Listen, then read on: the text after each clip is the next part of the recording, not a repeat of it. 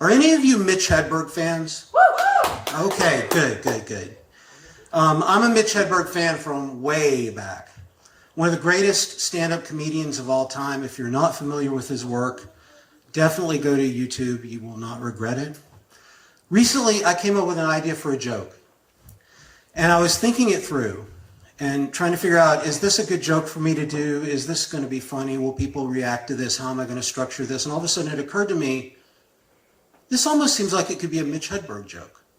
So I thought, why don't I try to write this in the style of Mitch Hedberg? So I did. And I'm going to do it for you right now. For those of you familiar with Hedberg, don't be put off by the fact that it's not funny. I'm not as talented as he was, and I also don't write that way. So when I was writing this, I felt like I was a little bit lost at sea. But I do think I got the tone pretty close. You be the judge.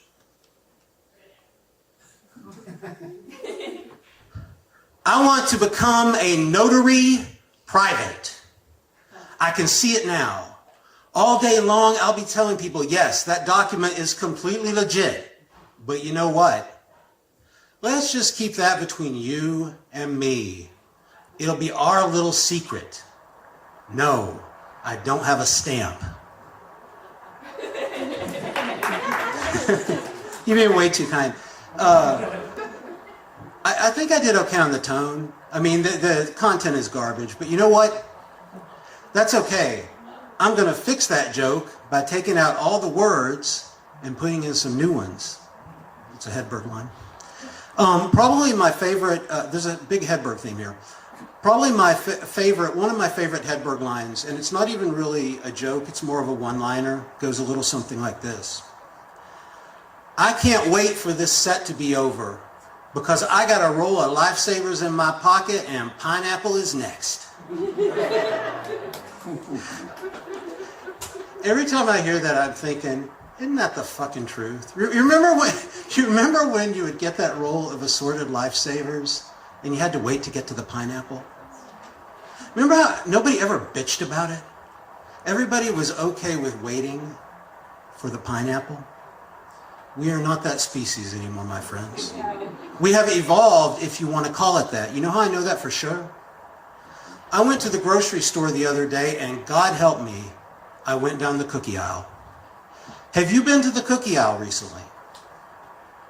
I haven't heard anybody else say this, so I'm going to be the one to say it, and I don't care how much heat I take. The Oreos are out of control.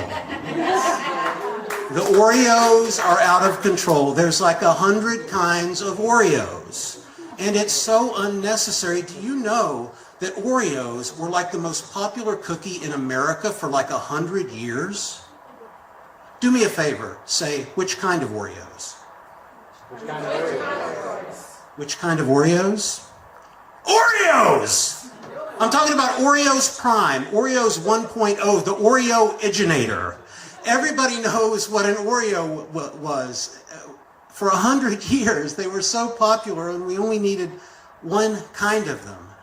That's why when they came out with double stuff, they just called it double stuff. Because everybody already had the reference Oreo burned into their brains and they knew that people would be like, oh, that must be like an Oreo, but with double the stuff. I can just picture the Oreo I'm used to and multiply the stuff by 2. What could be simpler? And I have to say, it was double stuff that got all this started. You know, it's like double stuff opened Pandora's box and a bunch of mutant cookies came shooting out.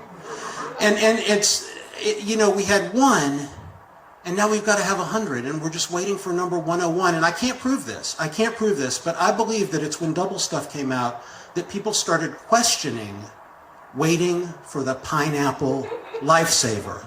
People were like, why should I have to wait for the pineapple lifesaver? There's 2 kinds of Oreos. What the hell? We've evolved, if you want to call it that. We had one Oreo, and everybody loved it. Now we've got 100, and we're just waiting on 101. Nobody wants to wait for that pineapple lifesaver. We want the lifesavers to wait for us, whatever that means. Why does any of this matter?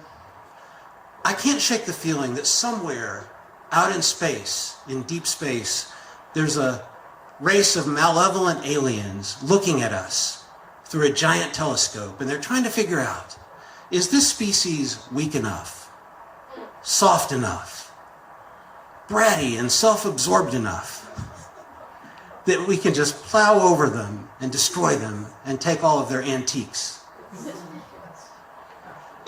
I hate to say it, but if they ever point that telescope at the cookie aisle, it's going to be Independence Day up in this bitch. Merry Christmas.